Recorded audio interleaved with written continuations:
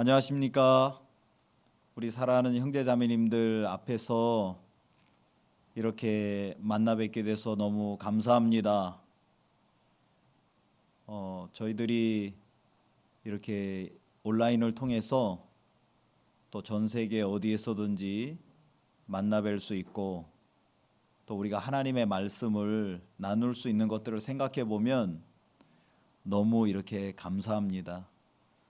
사실 정말 제가 이 자리에 설 수 있는 그런 사람이 아닌데 교회와 종들께서 은혜를 입혀 주셔서 이런 귀한 자리에 또 사랑하는 형제 자매님들과 함께 이렇게 말씀을 나눌 수 있다는 것이 큰 영광이고 하나님 앞에 감사함이 있습니다. 하나님이 주신 며칠 동안의 짧은 시간을 통해서 히브리서를 통해서 만나는 대제사장 되신 예수님이란 주제로 잠깐 이렇게 말씀을 나누고 싶습니다. 저희들이 이번에 이제 코로나 바이러스 때문에 저희 남미도 참 기도하면서 한 달가량 지금 저희들은 자가 격리된 상태로 지내고 있습니다. 처음에는 저희들이 한국을 위해서 많이 기도했는데 지금은 한국이 가장 안전한 나라로 저희들 하여튼 이렇게 세계에 많이 인식이 되고 세계 각처에서 한국을 많이 배우고 또 이렇게 같이 한국 사람들이 갖고 있는 마음의 세계를 알아나가자 하는 그런 참 운동들이 이렇게 있습니다.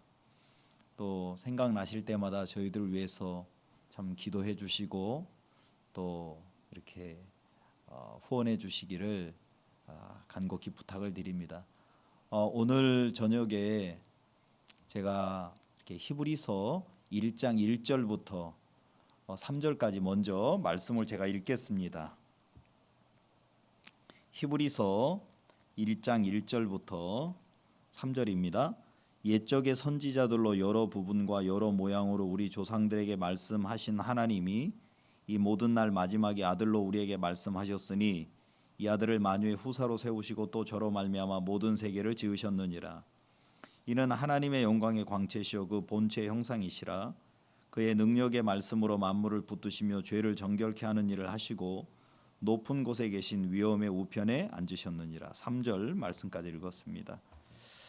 이번에 정말 저희들이 이렇게 생각지 못했는데 하나님께서 교회를 통해서 또 목사님 모시고 부활절 예배도 이렇게 또 볼 수 있고 정말 저희들이 이렇게 그 중남미 대륙에서 굉장히 많은 분들이 목사님의 말씀을 들을 수 있고 또 우리 합창단의 또 부활절 공연도 이렇게 감상할 수 있는 정말 은혜스러운 시간이었습니다. 저희들은 처음에 이런 부분 때문에 좀 어려움이 많겠다 이제 그런 생각이 많이 있었거든요. 근데 하나님이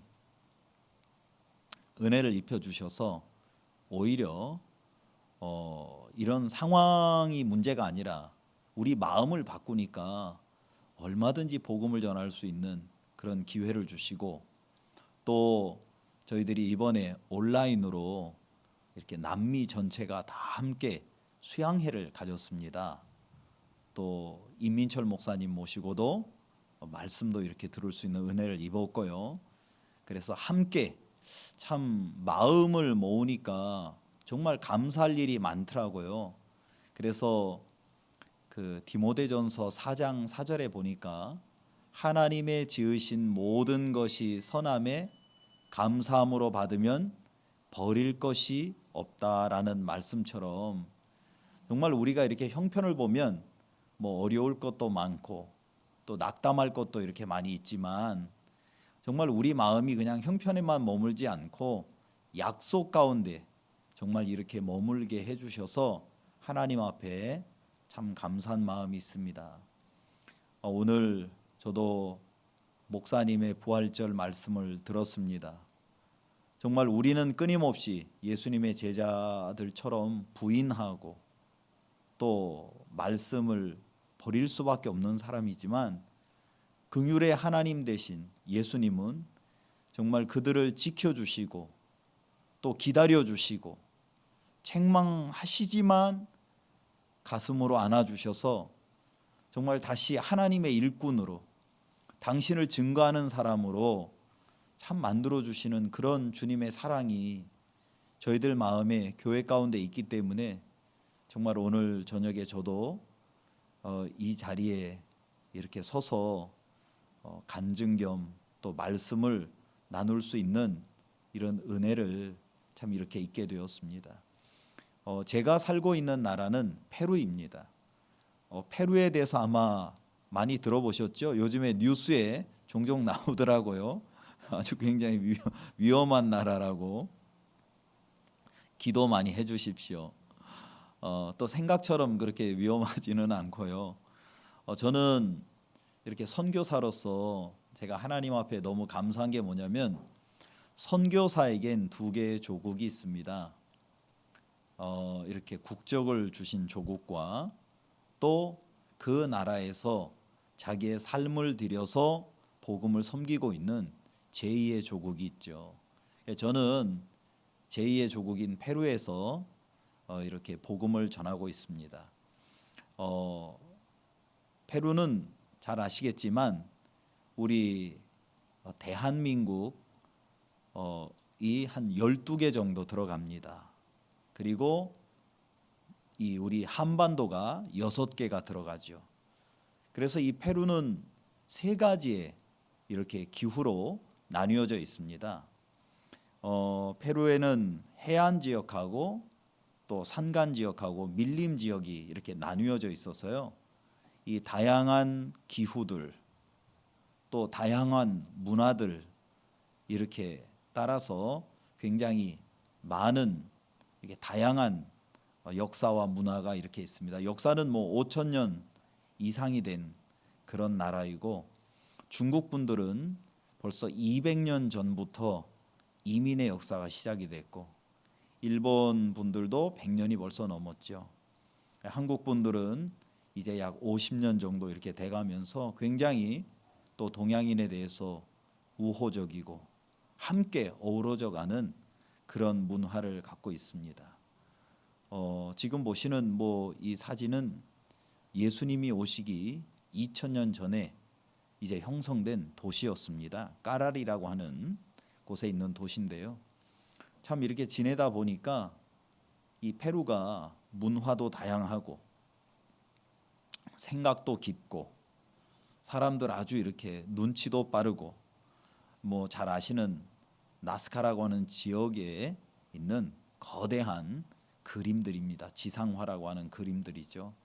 또 우아스카 산이라고 해서 하여튼 약 7,000m 되는 산도 있고요. 그래서 바닷가를 낀 해안지대 또 안데스 산맥을 끼고 있는 산악지대 그 다음에 아마존 강을 또 갖고 있는 광대한 밀림지대가 어우러지면서 하여튼 굉장히 다양한 기후, 문화, 풍습들이 이렇게 어우러져 있는 곳이 바로 페루입니다. 정말 페루에 있는 분들이 너무 이렇게 마음을 많이 여시고 정말 이 복음을 사랑하시고 또 굉장히 이렇게 사람들이 정이 많습니다. 잘 아시는 마추픽추죠. 또 이것이 저희가 살고 있는 리마입니다. 약 한 900만 명 정도 살고 있고요. 참 이곳이 잉카 문명이 탄생한 그러한 곳이라서 굉장히 이렇게 사람들의 또 생각도 깊고 또 저희들이 한 마음으로 이렇게 복음 전할 수 있고 또 다양한 인종들이 섞여서 살아가고 있어서 하나님이 우리가 어디에 가든지 마음을 또 이렇게 쏟아서 복음 전할 수 있도록 인도해 주신 것들을 생각해 보면 감사합니다. 그래서 음식도 해안가의 음식, 그다음에 산악의 음식, 그다음에 밀림의 지역의 음식들, 하여튼 뭐 다양하게 섞여서 한 마음으로 살아가고 있습니다. 저는 1985년도에 구원을 받았습니다.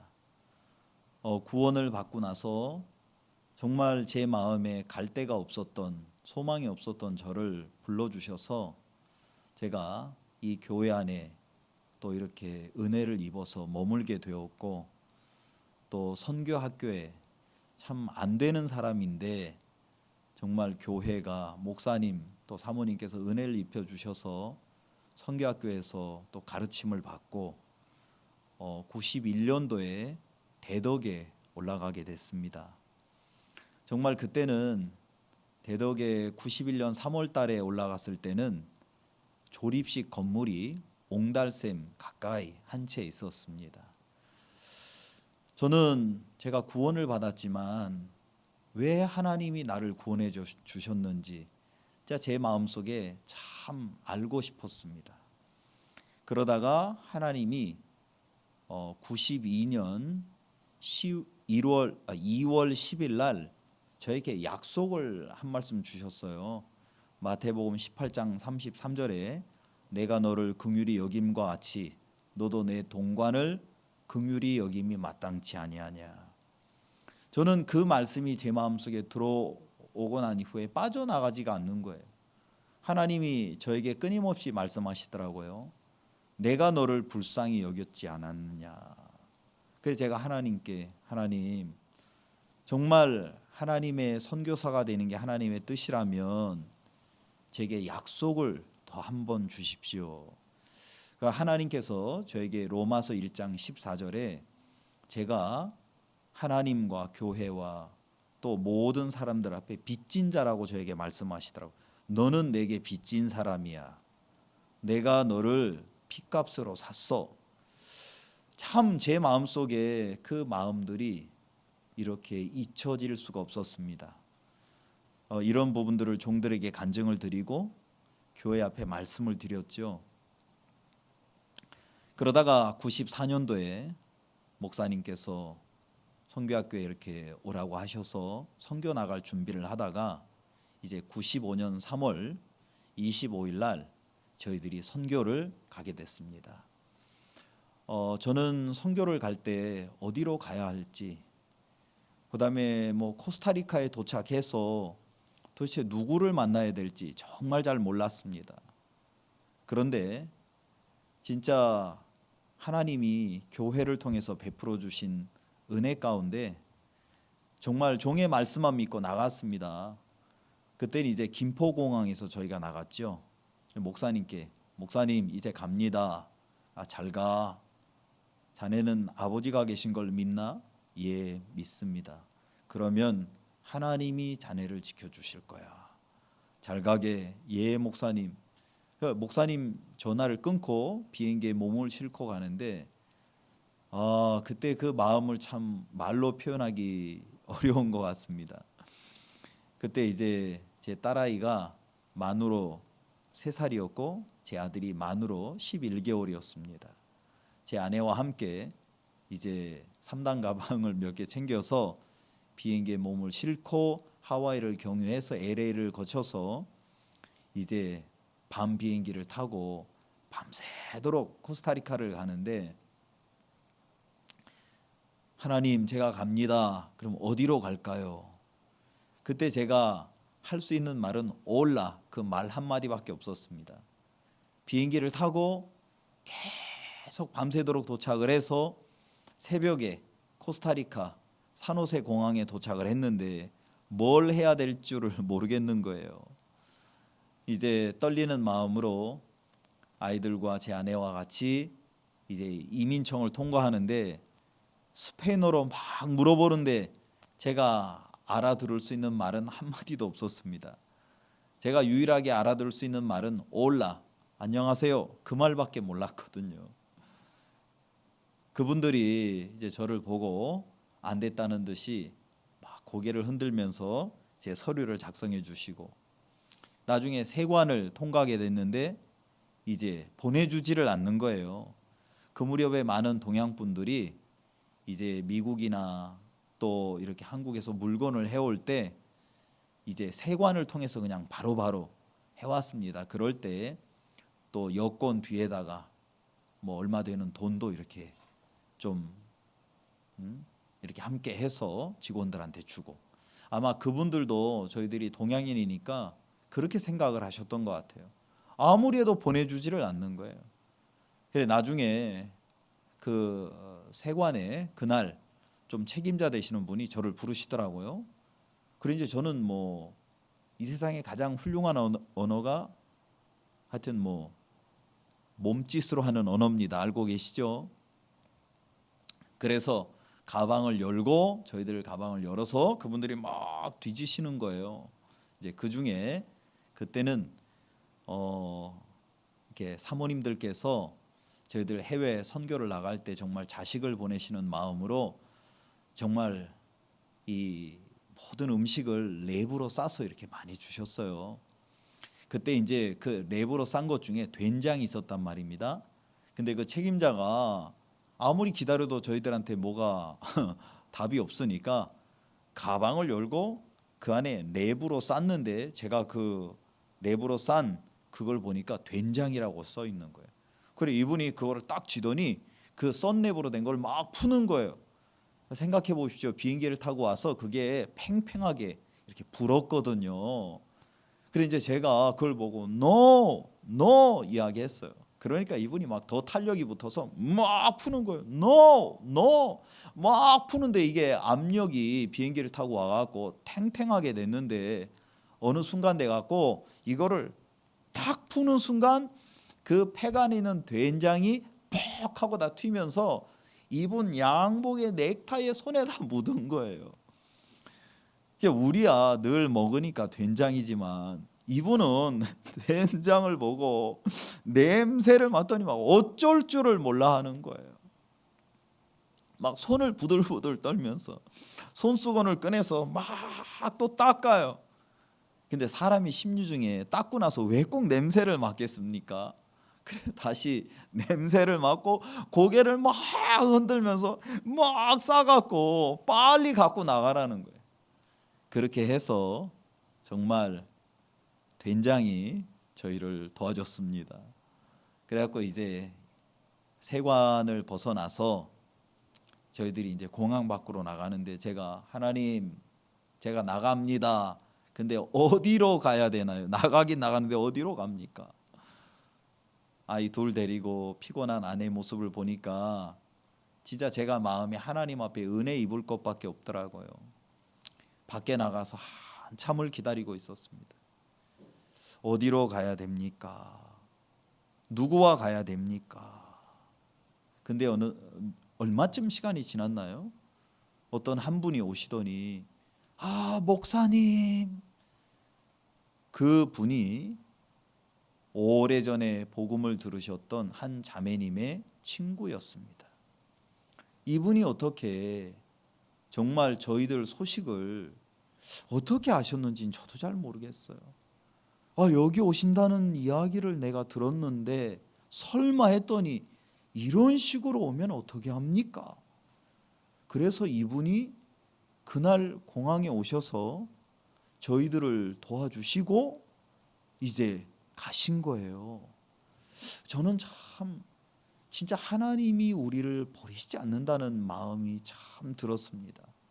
그래서 조그만 집을 얻어주시고 이제 이분은 돌아가시고 제 아내하고 저하고 그 다음 날부터 이제는 이제 정말 새롭게 삶을 배우게 되었죠. 사실 선교사들에게 있어서 어려움이 뭐 먹고 마시고 지내고 이건 어려움이 아닙니다. 우리들이 정말 복음을 전할 수 없을 때 그때가 가장 어렵더라고요. 내가 말을 할 수 없었을 때. 저는 제가 선교 나가서 제 마음에 너무 감사한 것이 목사님께서 제게 이렇게 삶의 지침을 주셨어요. 첫째는 3년이 지나기 전에 언어를 배워라. 그리고 두 번째 그들의 문화와 풍습을 익히고, 세 번째 성경 공부반을 꼭 열고, 네 번째 선교학교를 해라. 예, 목사님, 제가 도착하면 그렇게 하겠습니다. 저는 도착해서 얼마 안 돼서 공부를 하기 시작했습니다. 뭘 해야 될지 모르지만 공부하다가 학원에서 뭐 공부 못해서 쫓겨나기도 하고, 저는 진짜 스페인어가 굉장히 어렵더라고요. 근데 이제 오전에 공부는 하는데 오후에 누구하고 대화를 해야 되는데 언어라는 게 혼자 배울 수 없지 않습니까? 누군가 같이 말을 하고 같이 이야기를 해야 되는데 참 그런 사람이 없더라고요.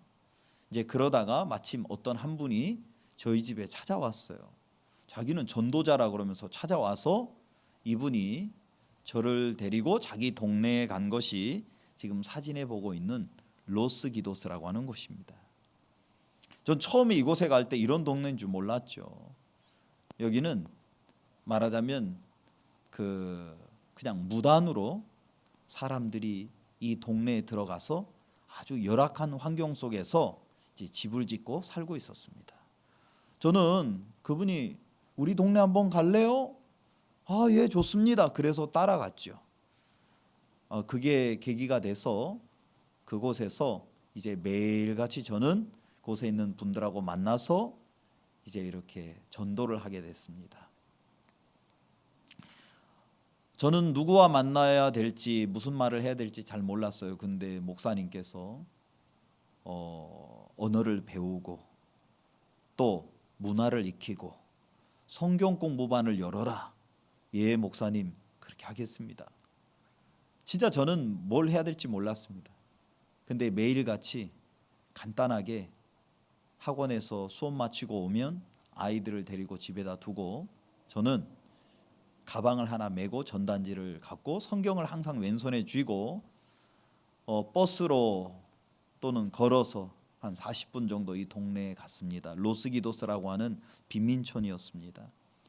거기서 문을 두드렸죠. 그러면 사람들이 제게 문을 열어줍니다. 그러면 저는 무조건 요한복음을 펴서 읽었습니다. 사람들이 들어줬습니다. 다 읽고 나면 다 읽었어요? 들어오세요. 집에 들어가서 말도 안 되는 이야기를 했습니다. 저는 한국에 있을 때 늘 교회 안에 있었기 때문에 외로움을 잘 몰랐던 것 같아요. 교회에서 종들 곁에 있으면서 정말 너무 과분한 은혜와 사랑을 입고 그렇게 지냈죠. 근데 하나님이 코스타리카에 보내셔서 그곳에서 외로움 속에서 만나는 하나님을 만나게 되었습니다. 저는 제가 참 잘난 줄 알았습니다. 그리고 제가 뭐 하면 참 죄송한 얘기지만 뭐 할 수 있는 사람인 것처럼 생각을 했습니다. 그런데 하나님이 저를 코스타리카에 보내셔서 여러 해 동안 너 아무것도 아니야. 정말 제가 아무것도 아닌 인간이라는 것을 여러 모습으로 가르쳐 주셨습니다. 정말 저는 아무것도 아니더라고요. 언어도 모르고 사람들과 어떻게 지내야 되는 줄도 모르고 정말 제가 어떻게 지내야 될지 잘 몰랐습니다. 한 번은 제가 이 동네에 전도를 갔다가 내려오는데 제 마음에 너무 외로움이 찾아온 거예요. 정말 제 마음을 추스릴 수 없을 정도로 그때 하나님이 제 마음속에 기억나게 해주신 말씀이 계셨습니다. 내가 너희에게 분부한 모든 것을 가르쳐 지키게 하라. 볼지어다 내가 세상 끝날까지 너희와 항상 함께 있으리라 하시니라. 마태복음 28장 20절의 말씀이 제 마음속에 많이 울렸습니다. 하나님, 지금 제가 선교사라고 왔지만 아무도 저희들을 찾는 사람이 없습니다. 제가 선교사라고 하지만 저는 말도 못합니다. 바로 이 순간에도 하나님은 저와 함께 하십니까? 그때 하나님께서 제 마음속에 마태복음 28장 20절 말씀을 통해서 내가 세상 끝날까지 너와 항상 함께 있을게 라고 제게 말씀하셨습니다. 정말 제가 선교에 나가서 무엇을 해야 될지 정말 어떻게 제 마음을 추스려야 될지 잘 모를 때가 많았습니다. 그때 하나님께서 제게 이 약속을 주셨어요. 내가 세상 끝날까지 너와 항상 함께 있으리라. 하나님, 지금 제가 눈에 보이는 사람이 아무도 없습니다. 이럴지라도 하나님 나와 함께 하십니까? 예배 때 아무도 없습니다. 이럴지라도 저와 함께 하시나요? 그때 주님은 제게 마태복음 28장 20절 말씀으로 그래, 내가 항상 너와 함께 있을게, 제게 말씀해 주셨습니다. 저는 토요일 날이 되면 너무 제가 마음이 행복했습니다. 왜냐하면 아침이 되면 공원에 갔거든요. 제 아이들은 엄마하고 남아있고 저는 가까이에서 누구든지 만나서 그냥 말도 안 되지만 인사를 하고 전단지를 주면서 또 그들에게 가서 성경을 읽었습니다. 왜냐하면 하나님의 종께서 제게 말씀하셨거든요. 성경 공부반을 열어라. 저는 진짜 제가 많이 보여줬지만 그것을 뒤로 하고 하나님의 종이 말씀하셨다면 하자. 그 안에 답이 있다. 그냥 저는 그분들하고 만나서 이야기했습니다. 제가 선교 나가기 전에 목사님께서 그런 말씀을 해주셨어요. 조영재, 신앙은 부딪히는 거야. 왜 우리 마음에 부담과 어려움이 많이 일어나는 줄 알아? 사람들이 두려우니까 부딪히지를 않아. 부딪히지 않으니까 마음에 간극을 두는 거야. 이게 바로 두려움을 일으키는 거야. 그러나 네가 부딪히면 두려움이 사라진다. 그리고 너 마음에 하나님을 바랄 수밖에 없는 믿음과 소망으로 가득 찰 거야. 신앙은 부딪히는 거야. 두려워하지 마. 예, 목사님, 알겠습니다. 저는 참 정말 부족한 사람이었지만 교회와 종께서 해주신 말씀 안에 부딪히다 보니까 저와 상관없이, 정말 우리와 상관없이 이렇게 거실에서 교회를 시작하게 됐습니다. 하나님이 시간이 지나면서 한 사람, 두 사람 성경 공부를 통해서 열매를 주셨어요. 종이 제게 말씀하셨잖아요. 성경 공부반 열어. 그래서 저는 월요일, 화요일, 수요일, 목요일, 금요일, 토요일 그냥 성경 공부반을 열었습니다. 말이 되든 안 되든 그냥 그 집에 찾아갔고 그냥 그분들과 만나서 성경을 열어서 말씀을 나누다 보니까 이분들이 한 분, 두 분 교회에 더해져서 함께하게 되어지더라고요. 저는 제가 정말 이런 교회 안에 있다는 게 너무 감사하고 또 저희 영혼을 위해서 기도해 주시는 형제 자매님들과 또 목사님과 사모님이 계셔서 오늘날 저희들이 이곳에 있다는 마음이 들어집니다. 정말 저희들을 위해서 생각나실 때마다 기도해 주시고, 선교사들은 사실 교회 그냥 열매일 뿐입니다. 교회가 종들이 계셔서 오늘날 저희들이 있을 뿐이고 정말 저희들 스스로 아무것도 아니라는 마음이 들어집니다. 저는 오늘 제가 이렇게 히브리서 1장 1절부터 3절 말씀을 읽었는데요. 이 히브리서는 제 개인적으로 참 이렇게 말씀을 대할 때마다 마음에 힘이 되고 소망이 되는 그러한 서신서입니다. 히브리인에게 쓰여진 글이죠. 여기에서 히브리서가 쓰여진 이 글은 유대인들입니다. 유대 지역에 살고 있었던, 그 당시에 아람어를 쓰고 있었던 유대 토착인들에 관한 그들에게 쓰여진 글들이었습니다. 그들은 정말 복음을 받아들이고 나서 굉장히 감사한 마음도 많았지만 어려운 마음도 많았죠. 그들에게 쓰여진 편지입니다.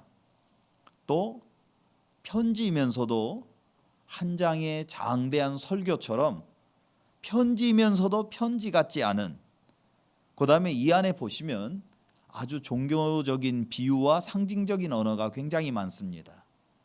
그 다음에 다른 신약의 책들과 확연히 이렇게 구분이 되고요.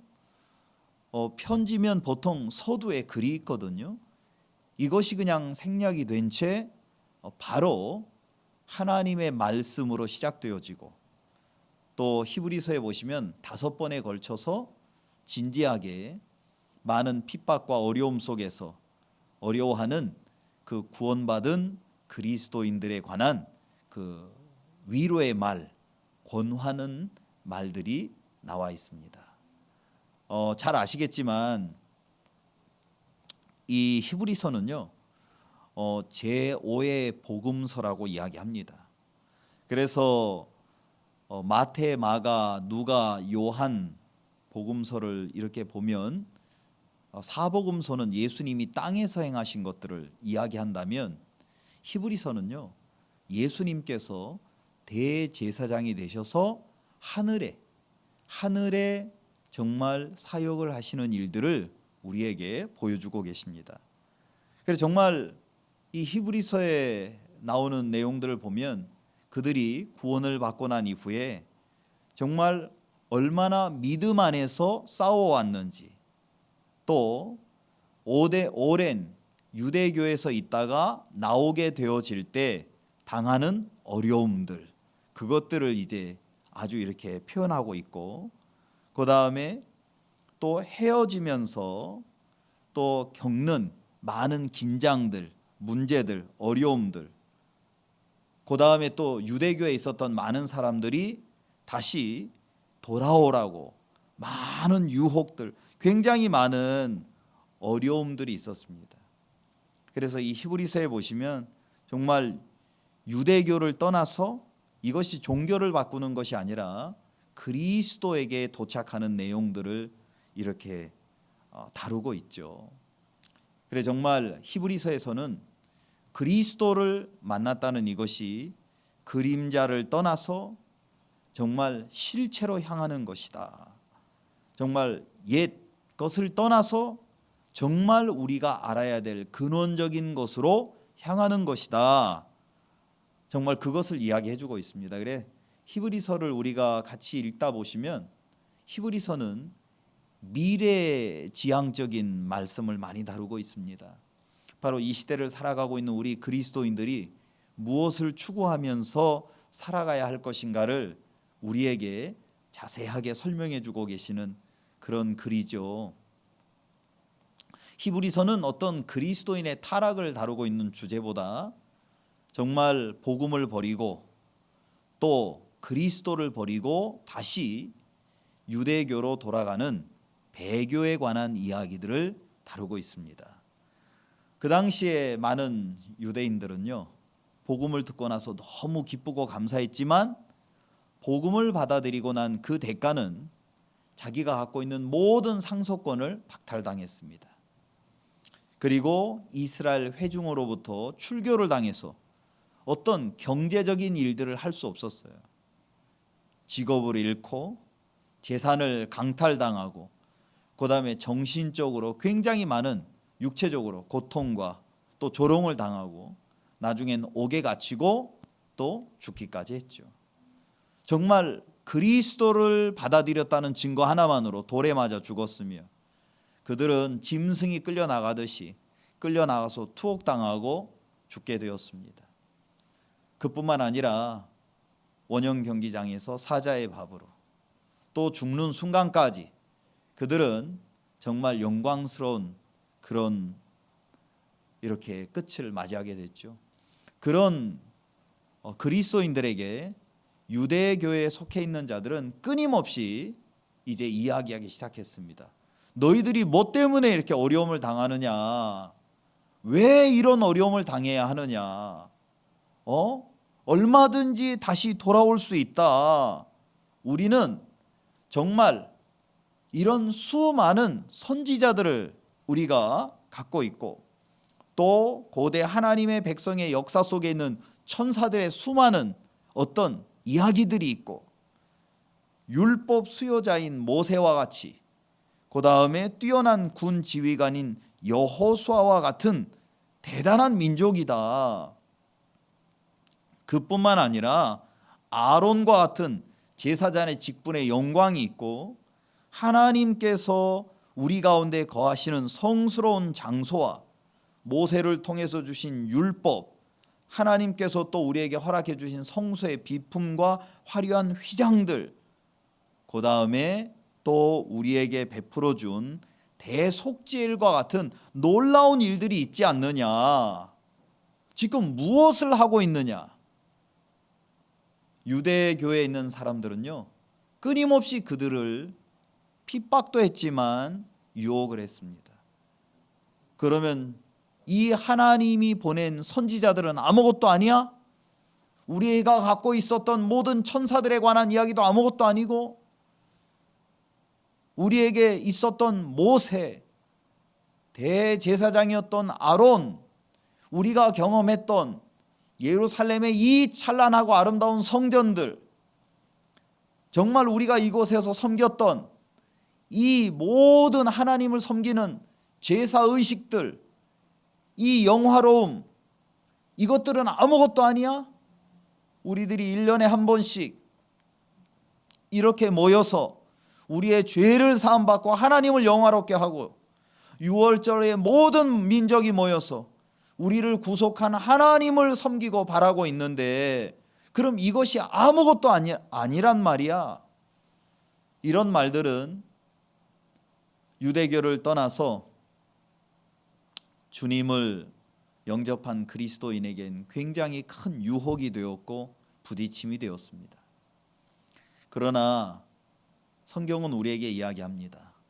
히브리서의 기자는 성령의 도우심으로 말미암아 히브리서에서는 하나님이 우리에게 주신 선지자들보다 더욱 나은 분이 계시다.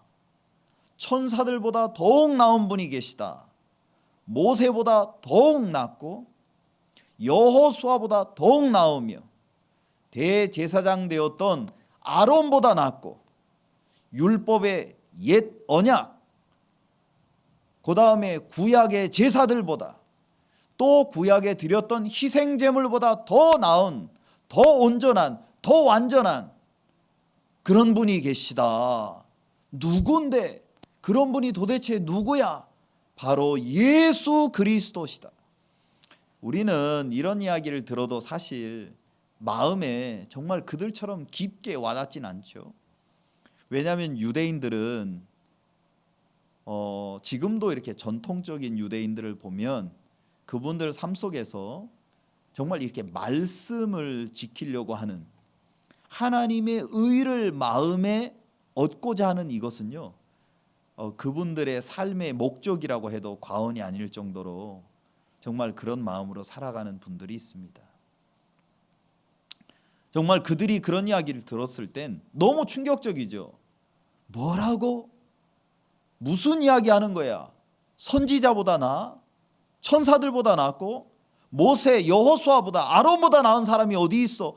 아니, 우리에게 율법이 있고 이 아름다운 휘장이 있고 이런 성전이 있는데 이것보다 더 나은, 대속죄일보다 더 나은 분이 있단 말이야.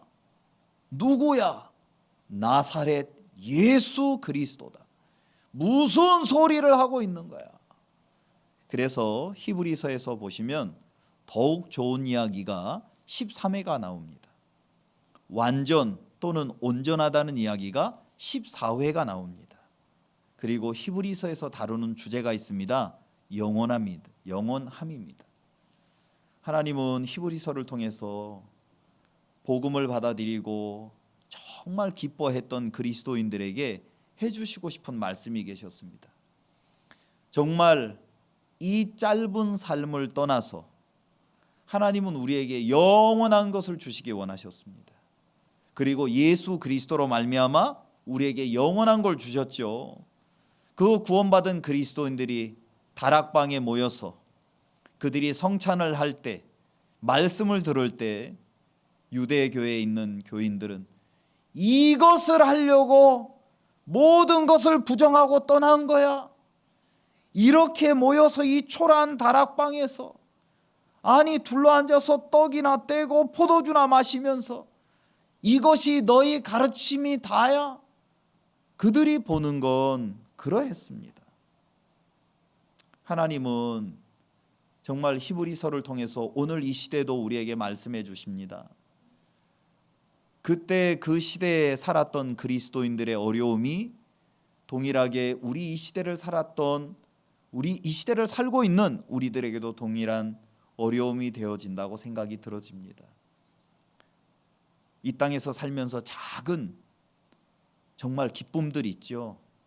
또 이 땅에서 살면서 겪는 작은 아픔과 어려움 때문에 우리가 갖고 있는 이 영원한 것, 우리가 갖고 있는 이 복된 것을 우리도 모르게 버려버리고 간다는 것입니다.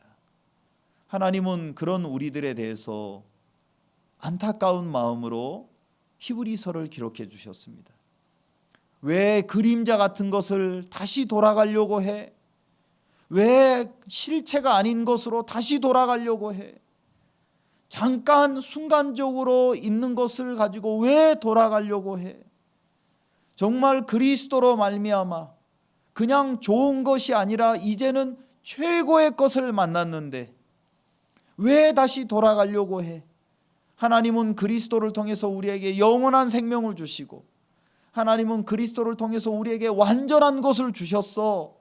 그리고 이제 우리는 영원한 것을 누리면서 사는 사람들이야 라고 말씀해 주시는 희망의 메시지, 위로의 메시지가 바로 히브리서입니다. 저는 히브리서를 생각할 때마다 제 마음에 너무 소망스럽고, 우리를 사랑하시는 주님과 교회와 종들이 계셔서 정말 내가 어려움을 갖고 있지만 이 어려움이 내 것이 아니라 주님이 모든 것들을 담당하시고 이끌어 주신다는 마음이 들었습니다. 히브리서 1장 1절 제가 말씀을 좀 읽겠습니다. 히브리서 1장 1절에 보시면요, 옛적의 선지자들로 여러 부분과 여러 모양으로 우리 조상들에게 말씀하신 하나님이, 성경에 보시면 하나님은 당신을 하나님의 종들을 통해서 우리에게 나타나셨습니다. 종들을 통해서 나타나시고 그 종들을 통해서 말씀하셨죠. 그런데 정말 선지자들을 통해서는 부분적으로 하나님의 세계를 나타내셨습니다. 그러던 하나님께서 바로 당신의 아들 독생자 되신 예수님을 보내시고 하나님의 온전한 뜻을 우리에게 모두 드러내셨습니다. 히브리서 1장에 보면 예수 그리스도의 신성이 나옵니다. 그리고 히브리서 2장에 보시면 예수 그리스도의 인성이 나옵니다. 정말 주님은 하나님의 아들로, 하나님 본체셨던 그분이 이 땅에 오셨을 뿐만 아니라 사람의 아들로 당신의 육체에 우리의 모든 죄를 짊어지시고 십자가에 못 박혀 돌아가셨죠. 그리고 우리를 대신해서 죄값을 지르시고 또 하나님께서 죄와 사망의 권세를 끊으시고 부활하셔서 하나님의 의로움을 우리에게 선물로 주신 것입니다. 저는 제가 참 히브리서를 생각해 보면 너무 감사한 거예요. 정말 이 하나님의 말씀으로, 정말 다른 부분보다도 종들을 통해서 하나님의 말씀으로 우리에게 나타나셨다는 것이 너무 감사하고 너무 놀랍습니다.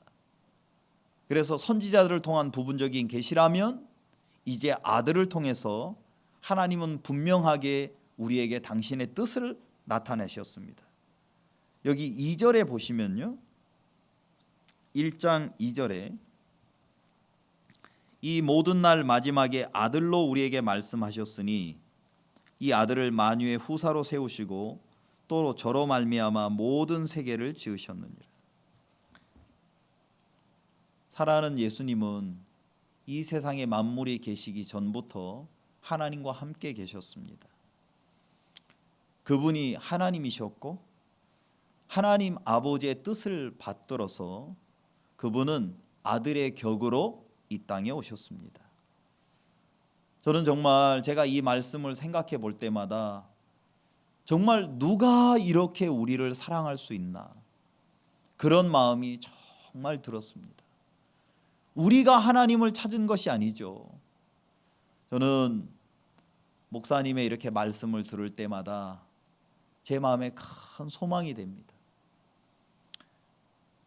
베드로에 관한 말씀을 전해 주실 때마다 요한복음 21장에 베드로는 주님을 부인하고 낙심했습니다. 그리고 그는 자기 고향으로 돌아갔습니다.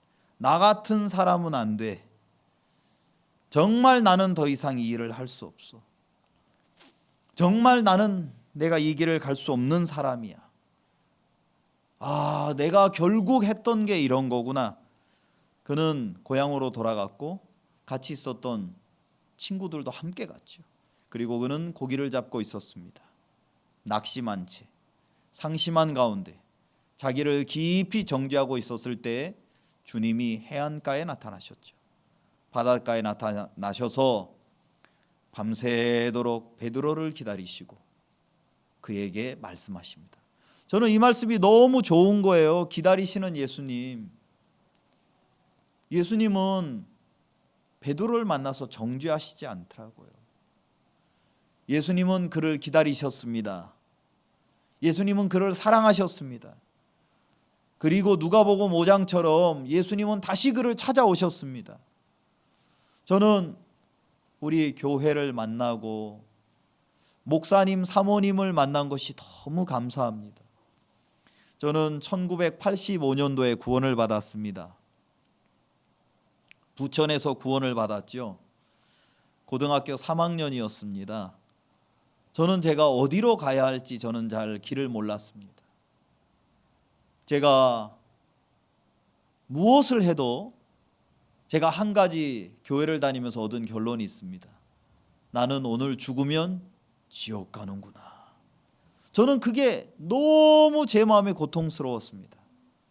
어릴 때부터 교회를 다니고 봉사를 하고 나름대로 율법을 지킨다고 또 새벽에 저녁으로 늘 회개하면서 지냈는데 제가 만 17살에 제가 얻은 결론은 오늘 나는 죽으면 지옥에 가는구나. 그 고통이 저를 정말 가만 놔두지 않았습니다. 저는 85년 10월 7일 날 박옥수 목사님께서 부천교회에서 복음 전도 집회를 하실 때 요한복음 5장 말씀을 전해 주셨습니다.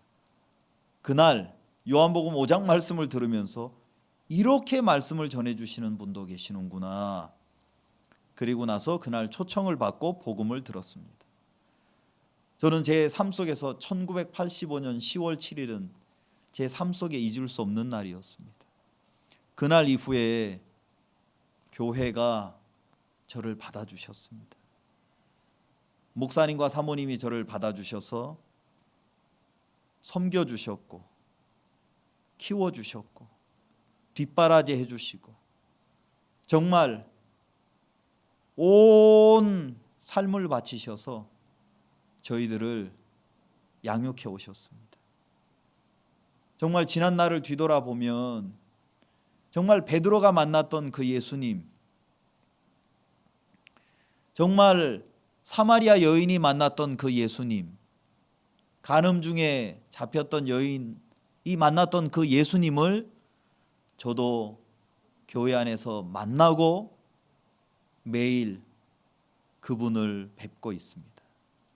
정말 저는 이런 교회 가운데 있는 게 너무 행복한 거예요. 저는 페루에서 일반 목회자들이 모이는 그런 목회자 협의회 정회원입니다. 일반 목사님들하고 자주 만나고 또 성경 세미나도 자주 갖게 되고 그러면서 이분들이 박옥수 목사님의 책도 자주 읽게 되시고 목사님을 알게 되시는 거예요. 그러시면서 야 정말 기쁜 소식 선교회 같은 데가 없습니다.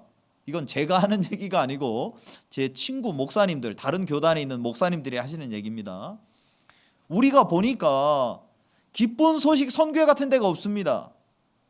아니 어느 스승 목사님께서 어느 교단에서 이렇게 합창단 보내주시고 이렇게 자주 1년에 몇 차례씩, 그것도 한국에서부터 종들을 보내주시고 지체들과 함께 하시고, 그것뿐만 아니라 또 이렇게 누가 스승이 되셔서 마음을 쏟아주시고 이끌어주시고 성장하고 잘할 수 있고 일을 할 수 있도록 이렇게 뒷바라지 해주는 것이 어디 있습니까? 없습니다. 제가 그냥 기쁜 소식 선교에서 속해 있어서 이런 말씀을 드리는 게 아니라, 외부에 계신 목사님들이 저도 기쁜 소식 선교회가 되고 싶습니다. 저도 여러분들이 전하시는, 박옥수 목사님이 전하시는 이 복음 나도 전하고 싶습니다. 정말 하나님의 종께서 페루에 여러 번 다녀가시면서 함께 다른 교단에 계시면서도 함께 복음을 전하시는 많은 종들을 하나님이 허락해 주셨습니다. 제 마음에 너무 이렇게 감사하고요, 정말 하나님이 그 베드로를 사랑하신 것처럼 정말 그 위대하신 하나님의 아들이 이 땅에 오셔서 사마리아 여인처럼, 가늠하다 현장에 잡힌 여자처럼, 태어날 때부터 소경된 자처럼 그런 제 영혼을 불쌍히 여겨주시더라고요. 교회를 통해서, 또 정말 종들을 통해서, 사랑하는 형제 자매님들을 통해서 정말 세상에서 입을 수 없는 과분한 사랑을 입게 하시고, 하나님의 마음을 정말 우리 삶 속에 마음껏 드러내시더라고요. 저는 우리 기쁜 소식 선교회에 있다는 것이 너무 감사하고, 우리를 이렇게 섬겨주시고 기도해 주시는 교회와 사랑하는 형제자매님들, 종들이 계신 것들을 생각해 보면 너무 감사합니다. 히브리서 1장 3절에 보시면, 히브리서 1장 3절에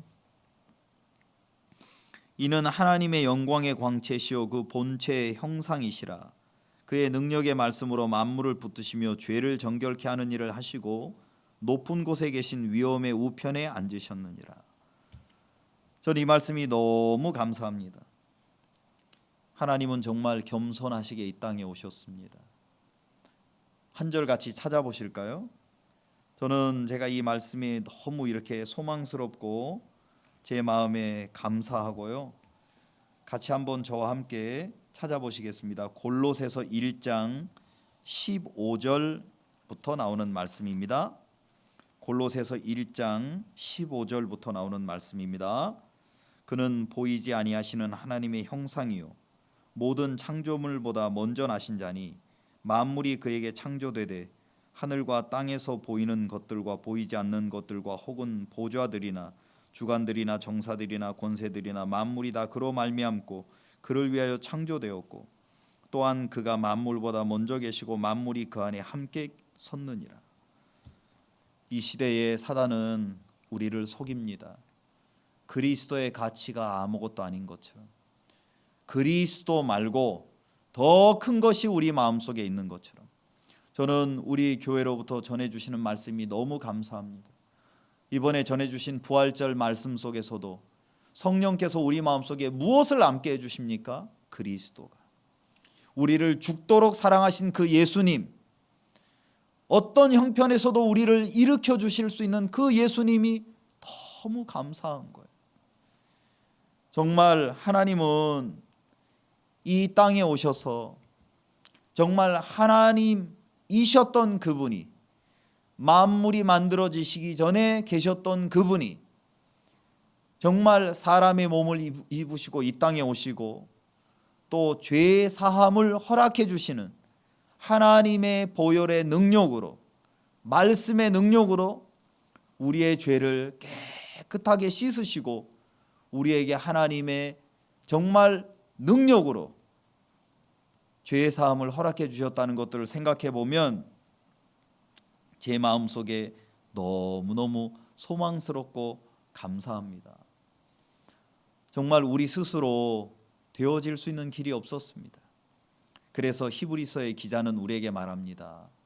정말 그분은 영광의 광채시요 본체의 형상이시고 그분은 능력으로 그분의 희생으로 우리의 죄를 정결케 하시고 말씀으로 우리를 붙들고 계시고 지금 이 순간에도 우리는 넘어질 수밖에 없고 우리는 낙담할 수밖에 없지만 하나님의 능력은 우리에게 뭐라고 말씀하십니까? 말씀으로 내가 너를 붙들고 있는 거야. 말씀으로 내가 너를 인도하고 있는 거야. 염려하지 마. 낙심하지 마. 말씀이 너를 이끌어 가는 거야. 한 번은 목사님께서 1년에 한 번씩 있는 칸타타 투어가 있습니다. 그라스에서 합창단이 정말 칸타타를 통해서 수십만 명의 복음을 전하고 있습니다. 칸타타가 다 마치고 저희들이 다 함께 모였습니다. 목사님께서 여러분 제가 이렇게 사는 거 행복하지 않습니까? 행복해 보이지 않나요? 예, 목사님 그렇게 보입니다. 제가 비결을 하나 말씀드리죠. 저는 딱 한 가지만 합니다. 목사님 그게 뭡니까? 저는 매일 일어나서 이것이 내 생각인지 이것이 말씀인지 구분하는 일만 합니다. 그래서 신앙생활은 참 쉽습니다. 저는 그날 저녁에 목사님께서 해주셨던 말씀이 제 마음속에 크게 자리를 잡았습니다. 매일같이 수없이 많은 생각이 올라옵니다. 이거는 안 될 거야. 이거는 못 뛰어넘을 거야. 그런데 말씀은 뭐라고 하시나? 내가 느끼는 게 중요한 게 아니라 내가 보는 게 중요한 게 아니라 내가 어떻게 경험을 하느냐가 중요한 게 아니라 하나님의 말씀이 우리에게 뭐라고 말씀하시는지. 사실 하나님 앞에 가장 큰 죄는 물론 우리가 도덕적으로 잘못한 것도 죄지요. 우리가 또 양심적으로 잘못하는 것도 죄입니다. 그러나 하나님 앞에 더 큰 죄는 무엇입니까? 영적으로 하나님 앞에서 영적으로 하나님 앞에서 하나님이 이루어 놓으신 일들을 다 내버려 두고 자기가 원하는 쪽으로 나간다는 것입니다. 내가 더 성실해지려고 하고 내가 더 진실해져야 될 것 같고 나를 바꾸어서 내가 좀 더 경건해져야 될 것. 제가 진실하시라는 얘기가 아닙니다. 성실하게 사시지 말라는 얘기가 아닙니다. 제가 말씀드리고 싶은 것은 우리 안엔 성실이 없다는 겁니다. 우리 안엔 진실이 없다는 것입니다.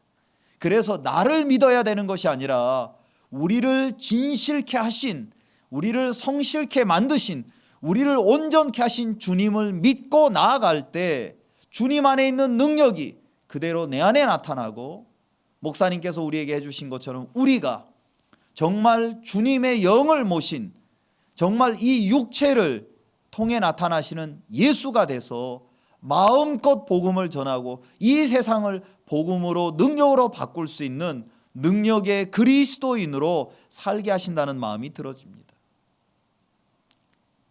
제가 히브리서에 나오는 이제 말씀을 읽고 마치도록 하겠습니다. 히브리서 1장에 보시면 10절입니다. 1장 10절 또 주여 태초에 주께서 땅에 기초를 두셨으며 하늘에도 주의 손으로 지으신 바라 그것들은 멸망할 것이나 오직 주는 영존할 것이요 그것들은 다 옷과 같이 낡아지리니 의복처럼 갈아입을 것이요 그것들이 옷과 같이 변할 것이나 주는 여전하여 연대가 다함이 없으리라. 저는 이 말씀이 너무 좋습니다. 여기에 보시면 태초에 11절에 보시면 그것들은 멸망할 것이나 오직 주는 영존할 것이요 그것들은 다 옷과 같이 낡아지고 의복처럼 갈아입을 것이요 주는 여전하여 연대가 다함이 없으리라. 여기 보면 하나님께서 두 가지 이야기를 하셨습니다. 썩어 없어질 것과 영원한 것들. 성령께서는 히브리서를 기록하시면서 주시고 싶은 말씀이 계셨습니다. 우리는 좋은 것을 받지 않았다. 최고의 것을 받았다. 그것이 바로 그리스도입니다. 우리는 죄사함을 통해서 최고의 것, 영원한 생명을 얻었고 그리스도를 얻었습니다. 정말 우리 마음에 어려움이 계십니까? 우리 마음에 낙담이 되십니까? 그러시면 그리스도를 한 번 더 생각해 보십시오. 정말 그리스도께서 우리 삶에 정말 능력으로 모든 것들을 채우시고 인도하시리라고 믿습니다.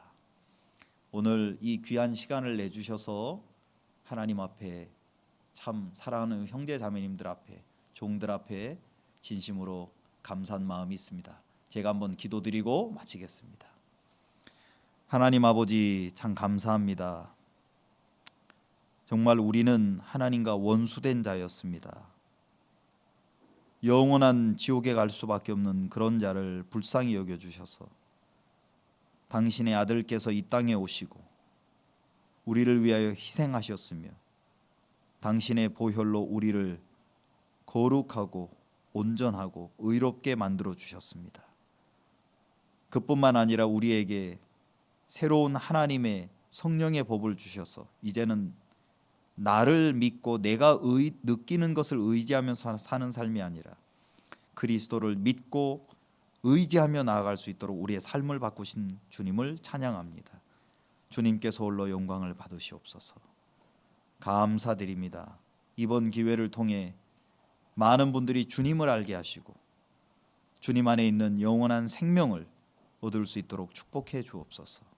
감사드리고 우리 주 예수님의 이름으로 기도했습니다. 아멘. 귀한 시간 감사합니다.